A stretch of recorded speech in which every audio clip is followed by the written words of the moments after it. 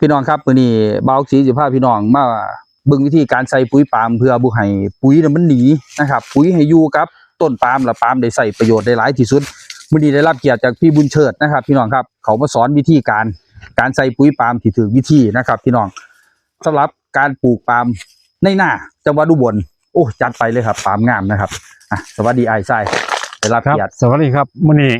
กลุ่มปุ๋ยมาเองเด้อพี่น้องกลุ่มปุ๋ยอินทรีย์วันแขมเนาะศูนย์จัดการดินปุ๋ยชุมชนมันแคบมาเองแม่นสรปชวันแขมครับมาสาธิตพี่น้องว่าเฮ็ดจังไดปีนี้ปุ๋ยคือแพงแท้ครับเฮ็ดจังไดมันจังสิบ่หนีปุ๋ยนี่ตัวนี้เป็นปุ๋ยเคมีเฮาบ่ได้เฮ็ดแม่นเฮาเฮ็ดปุ๋ยอินทรีย์ราคาสอบละเท่าไหร่บอกพี่น้องเฮาก่อนตัวนี้30 บาทพี่น้อง30 บาทนี่30 บาทเบิ่งเลือกปุ๋ยใส่กันนะครับครับพี่น้องมันเข้ากันได้ดีเด้อเนี่ยพี่น้องโอ้แล้วก็อีหยังบัดนี้เว้าพี่น้องฟังเลยครับบัดนี้ครับทุกวันเหรอเรื่องปุ๋ยสูญเสียนี่พี่น้องบ่เคยเล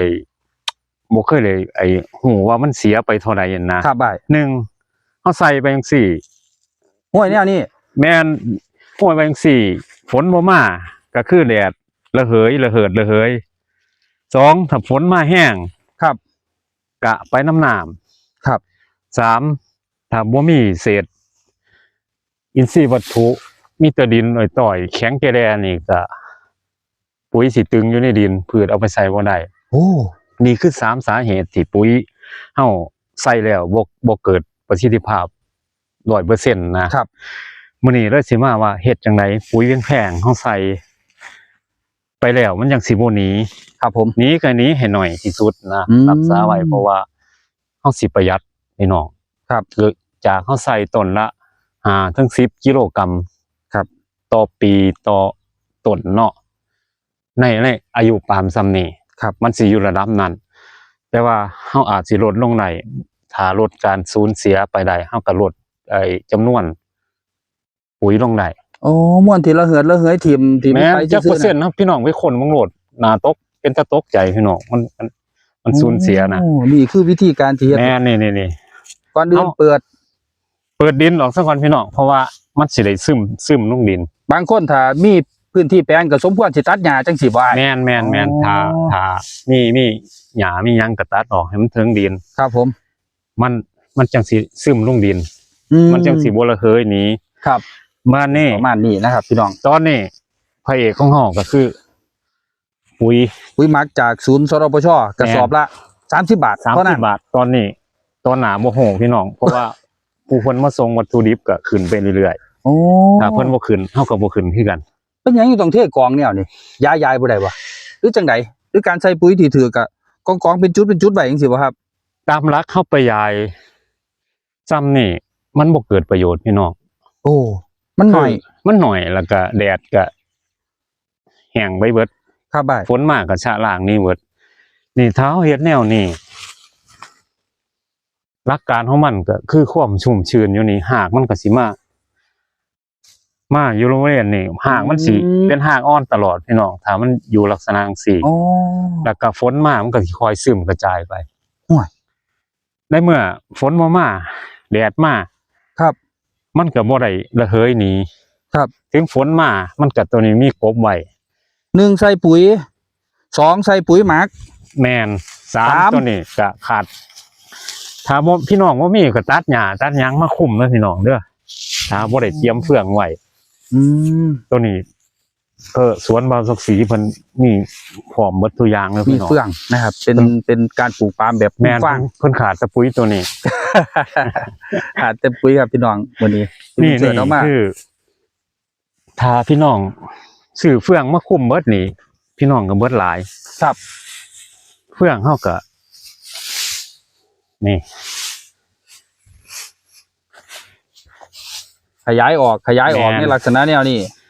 เฮาใส่ทีแรกมันอาจสิหน่อยเลยพี่น้องแต่ว่าคันเฮาเติมเรื่อย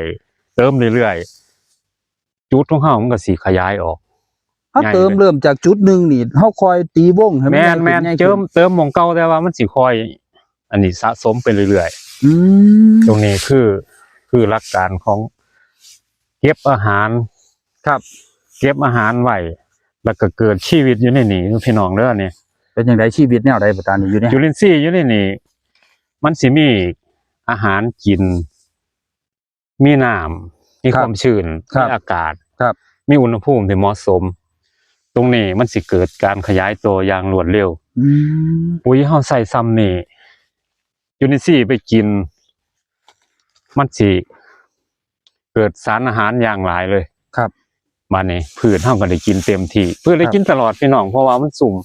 หากมันสิอ่อนหากอ่อนมันสิฟูมากินตลอดลักษณะของปาล์มเนาะ อืม หากสิฟูมากินเฮาสิบ่ได้สูญเสียเลยพี่น้องนี่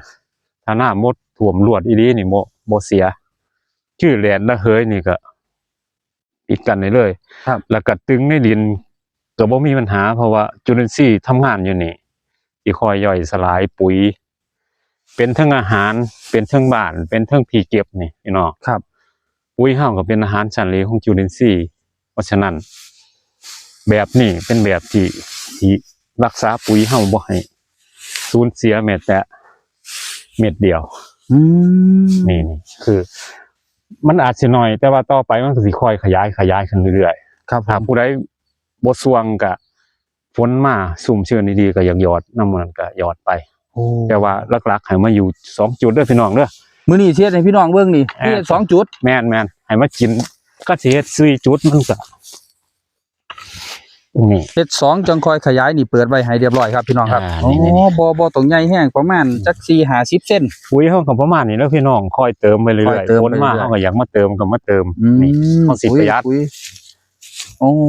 สูตรของพี่บุญเฉิดนี่ดีครับ อ่า ปุ๋ย สูตร ก็บ่ นี้ ได้ใส่หลายอหยังไปเรื่อย แม่นเฮาอย่าไปใส่ร้ายเพราะว่าใส่ร้ายมันก็ตรงนี้เห็นบ่ ๆนี่คืออินทรีย์วัตถุคือ แม่น ปุ๋ยหมักที่ทางศูนย์จัดการดินปุ๋ยชุมชน เป็นทั้งบ้าน ครับ เป็นทั้งหม่องเก็บอาหารหม่องปรุงอาหารหม่องขยายพันธุ์ อืม สุดยอดเลยพี่น้องนี่ ขยายพันธุ์นี่ ขยายพันธุ์หมายความว่าจุลินทรีย์มัน บ่ ขยายของพันธุ์ โอ้ จุลินทรีย์มันขยายแล้ ครั ว บ ก็พ่อยย่อยสลายทุกสิ่งทุกอย่างเลยนี่กินเป็นอาหาร อืม มองไหนมีการกินอาหารมองนั้นมีการเกิดขยาย แล้วก็มีของเสียคืออาหารให้พืชกินจังซี่ โอ้ หลักการของธรรมชาติเด้อพี่น้องเด้อเฮาสิบ่ต้องไปใส่ปุ๋ยให้มัน ครับ 10กิโลกรัมต่อต้นตัวไรนี่บ่ไหว บ่ไหว หาเงินให้เฒ่าแก่อย่างเดียว จะเป็นเว้าถือคือ บ่เอาตัวนั้น โอ้ แต่ว่าประหยัดแต่ว่าคุณภาพเฮาให้มันคือเก่า ครับผม เฮาประหยัดปุ๋ยลงแต่ว่าให้เฮาได้ตัดปาล์มคือเก่า อืม พี่น้องจังไปค้นว่ามันสูญเสียสำไรเวลาเฮาใส่ปุ๋ยลงไป ครับ แบบจวด วานโจทย์วาน แต่ว่าเพิ่นจัดการได้ดีอยู่เพิ่นคุมแต่ว่าบางแปลงนี่สิมีแต่ดินแล้วก็หากปาล์มแข็งแก่แลพี่น้อง แข็งแก่แด เพราะว่าปาล์มนี่เพิ่นหากขึ้นมาทั้งเทิง ครับ แต่ว่ามีอินทรีย์วัตถุนี่ดินสิแข็งเอาปุ๋ยไปหว่านลงนี่ก็คือสำวันลงขี้หินเนาะพี่น้องเนาะ แน่นอนครับว่าสูญเสียไปซื่อ ๆนี่ หาเพิ่นก็บ่ได้กินนี่ นี่บ่มีเสียพี่น้องเฟื่องเฮาถ้าเฮาบ่มีหลายเฮาก็จังซี่ล่ะพี่น้อง ถ้าบ่มีหลายคือเฮ็ดเป็นกองเป็นกองไว้ ตรงนี้เพิ่นค่อนข้างที่มีความสมบูรณ์พอสมควร ครับ ถ้าพี่น้องอยู่ไกลเฟื่องไกลหยังมันก็สิต้นทุนสูงเนาะก็เอาซ้ำนี่ ครับ อยากมาเปิดใส่หรืออยากเติมก็จังสิมาเปิดเติมอีก ครับ มีหยังไม่ยังก็ตัดแล้วก็มาเคลียร์มันสิเกิดหากฝอยฟูขึ้นมากินแล้วก็มีความชุ่มชื้นตลอดเวลาปุ๋ยก็สิค่อยละลาย ครับผม นี่คือเป็นการประหยัดได้กินเกือบทุกเม็ดนะพี่น้องเด้อปุ๋ยแพงหันแพงไป เฮาก็ซื้อคือเก่าแต่ว่าเฮามาเฮ็ดจังไดบ่ให้มันสูญเสียนะ โอ้ เทิงเก็บใบเทิงมันขยายออก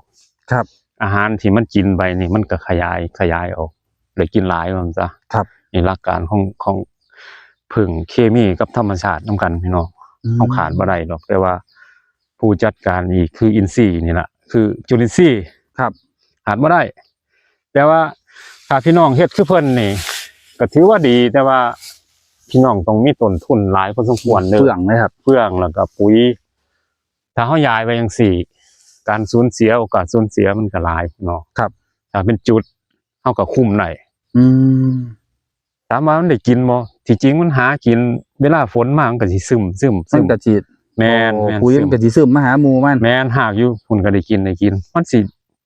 แต่หากอย่างนี้มันสิเป็นหากอ่อนตลอดพี่น้อง ครับ อยู่ในหม่องนี้เลี้ยงตลอดเลย ก็เติมมองงานเติมมองเก่าละ เติมมองเก่าแต่ว่ามันสิขยายใหญ่ไปเรื่อย ถ้าเฮาใส่อินทรีย์ปะทุไปเรื่อยๆมันสิเป็นดินดีอยู่ในบริเวณเนี่ย ครับ สิมีจุลินทรีย์อยู่ตลอดนี่คือแบบก็ความชุ่มชื้นอยู่ตลอดปาล์มเฮาก็สิสดใสกับพี่น้องเด้อตัวนี้คือหลักการประหยัดแต่ว่าอยากได้จังซี่ อยากได้จังซี่อยากพอได้ทรัพย์ แต่ว่าอยากประหยัดลง เฮาก็หวังได้ ครับ หลักการง่ายๆคือว่า มันเสียไปเท่าไหร่เฮาก็ลดลงเท่านั้นเพราะว่าเสียไป25%เฮาก็ลดปุ๋ยลง25%จังซี่นะแต่ว่าคุณภาพเฮายังซ้ำเก่า ก็คือเฮาเพิ่มพวกเอามาคุมดินเอาอีหยังมาคุมดิน แม่น เพื่อให้มันประสิทธิภาพในการดูดกินมันเต็มที่บ่ต้องระเหยทิ่มจังซี่ บ่ต้องระเหยถิ่มบ่ต้องละลายถิ่มบ่ต้องตึงในดิน ครับ ตึงในดินนี่คือเอาไปกินบ่ได้ ครับ ต้องมีจุลินทรีย์มากินแล้วก็ละลายพวกสารอาหารหมด โอ้ นะ ที่บางโตเพิ่นว่ามันตึงในดิน แม่น ต้นไม้มันก็ดึงไปใส่บ่ได้นั่นบ่ แม่นคือหลักการมันคือมันบ่มีจุลินทรีย์เพราะว่าจุลินทรีย์มันสิจัดการทุกสิ่งทุกอย่างให้ย่อยสลายเบิดนี่คือตัวที่เฮาบ่ค่อยรับรู้มันได้มนต์เล็กๆน้อยๆนะ คือเฮาง่ายเนาะไปซื้อหยังปุ๋ยอันนั้นแพงซื้อเคมีมานี่หวานไปนี่ บ้านทุ่มไปใส่เป็นถ้วย2ถ้วยสาดไปจังซั่น แม่นเพราะว่าซื้ออันนี้เบิด 1,000-2,000 ก็ซื้อปุ๋ยเคมีดีกว่าว่ามันบ่แม่นพี่น้องมันเฮ็ดงานร่วมกัน2อย่างนี่มันขาดบ่ได้คือจุลินทรีย์อินทรีย์กับเคมีนี่มันคุยไปนํกันอยู่นํกัน ครับ เพื่อให้จุลินทรีย์มากินม่วนนี่แล้วก็ย่อยเป็นธาตุอาหารในพืชนี่คือหลักการมัน ก็เฮ็ดเบิ่งพี่น้อง ลองเบิ่งเนาะ แม่นตัวไหนมันสิประหยัดนี่มันบ่แม่นเรื่องที่ว่ามาเว้ากันซื่อๆเลยพี่น้อง ครับ เป็นเรื่องที่มีหลักการในเหตุผล แล้วก็สามารถไปค้นหาข้อมูลได้ว่า มันจริงบ่จริงปานใดนะพี่น้อง นี่คือต้นปาล์มใหญ่ถ้าพี่น้องอยากเบิ่งต้นปาล์มน้อยก็สวนพี่บุญเชิดนะครับ แม่น ส่วนผสมกล้วยหอมปลายางหน้าแล้วก็ต้นปาล์มน้อย ก็ขอคุยอีกเนี่ยพี่น้อง ครับ คือว่าพวกที่มีปาล์มนี่คือเป็นพืชที่ยืนหยัดได้พอสมควรด้วยแรงกระแทกจากธรรมชาติคือลมพายุจังซี่ก็ทนได้แม่นบ่ ครับ แรงกระแทกจากสังคมก็พืชตัวอื่นอาจสิขายบ่ได้จอดสนิทก็คือบักม่วงเห็นบ่พี่น้อง ก็บ่ว่ากันดอก ครั เนาะ บ คือว่า เป็นราคาเลย แต่ว่าพืชตัวนี้มันยืนได้ตลอดพี่น้องแต่ว่าเฮามาเฮ็ดจังไดต้นทุนเฮาจังสิลดลงและผลผลิตเฮาจังสิดีขึ้นเฮาก็หาวิธีถ้าเฮาแต่กี้มันเฮ็ดได้พี่น้องหว่านปุ๋ยเท่านั้นเท่านี้ได้เงินเท่านั้นเท่านี้คือปุ๋ยมันราคาปกติ ครับ แต่ว่ามันผิดปกติแล้วเฮามาเฮ็ดจังไดเฮาจังสิได้ผลคือเก่าแต่ว่าประหยัดลงจังซี่เฮามาลองศึกษาเบิ่งพี่น้องเฮาอย่าหยุดนิ่งถ้าหยุดนิ่งเมื่อใดเงินกระเป๋าเฮาก็สิ ลำบากพี่น้องเอ้ยมัน อันฝากไว้กับพี่น้องนะครับเอ้าถ้าสิติดต่อพี่บุญเชิดฝากเบอร์โทรไว้นะครับผม ก็0837249556พี่น้อง พิกัดอยู่บ้านแคมป์ไต้ตำบลบ้านแขมอำเภอพิบูลมังสาหารจังหวัดอุบลราชธานีเนาะ ค ค รั รั บบ เนาะ มาแลกเปลี่ยนกัน ครับ ก็ได้พี่น้องผู้ใดมีแนวคิดดีๆก็มาคุยสู่กันฟังกันได้เพราะว่าเฮาต้องอยู่รอดโดยเศรษฐกิจภาวะแบบนี้พี่น้องครับผม ครับเต็มอิ่มเดี๋ยวเขาจะอัปเดตให้พี่น้องเบิ่งเรื่อยๆสำหรับวิธีการดีๆของการดูแลมื้อนี้ได้ปุ๋ยหมักของศูนย์สรปชบ่ขึ้นราคาน้อยเนาะ30 บาท ก็ตอนนี้ รอบหน้า บ่ขึ้น บ่แน่ พี่น้อง แต่ว่าคันเขามาส่งวัตถุดิบมาขึ้นอีกก็สิขยับคันบ่ขึ้นก็ ยัง สิ อยากราคาครับเพื่อนพี่น้อง แม่น ทั้งสมาชิกแล้วก็บุคคลภายนอก ครับคือกันพี่น้อง นะครับผู้ใดสนใจนะครับพี่น้องในวิธีการเหตุการเกษตรแล้วก็ปุ๋ยหมักในราคาถือครับติดต่อพี่บุญเชิดได้นะครับนี่คือวิธีการหนึ่งดีได้หลายเอาขอบคุณหลายๆเดี๋ยวคลิปหน้าจังพอกันใหม่ครับ ครับผม ครับ ส ส วั วั ส ส ดี ดี ค ค รั รับ บ